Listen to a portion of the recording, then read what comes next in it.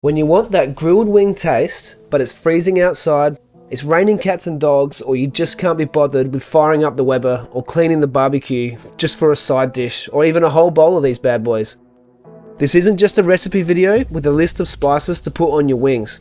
This is more of a technique that I want to show you, something that you'll love and cook at least once a week like I do.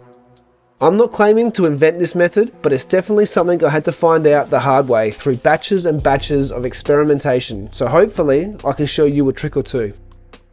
If I'm feeling lazy, I'll cook the whole wing together as one. Plus it doesn't hurt that I love nibbling on that little wing tip, but generally I'll trim these up into drums and flats. It also looks a lot better and it's easier to eat when cooking for people.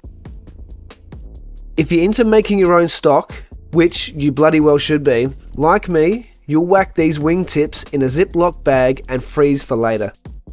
These things are like little gems of gelatin that will really improve the mouthfeel of your stock.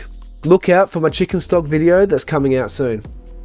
When butchering the wing, you can feel with your fingers where the two bones join, and with a sharp knife, it'll go through the cartilage easy as. After doing this a few times, you won't need to feel for it, and you'll breeze through this process. It's a quick and easy process that will actually save you money, as buying trimmed wings can cost you $5 a kilo extra, which is just insane. This recipe today is for a dry rub, and I found you'll get a great crispy skin if you use this method. Store-bought rubs work really great, and if you don't have a pantry full of spices yet, they're a great substitute. In saying that though, once you've done this a few times, you're gonna want to customize these wingdings to suit your taste. Start with salt, of course, and definitely pepper.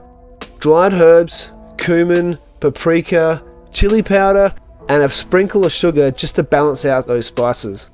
Then I'll give it a hit of spray oil so it doesn't fall off when you flip them. Flip and repeat the spices and the oil. I'm actually using a different spice blend in this video just to show you the versatility of the method. It's a method and not a specific spice combination. I like to use this method, and I was stoked when Adam Ragusea reaffirmed the idea that it's easier to spice as you go compared to having them mixed together before sprinkling. So you can actually control how much of each spice you want to go on. In a preheated oven at 180 degrees Celsius, cook these suckers for around 60 minutes, flipping every 15 to 20 minutes.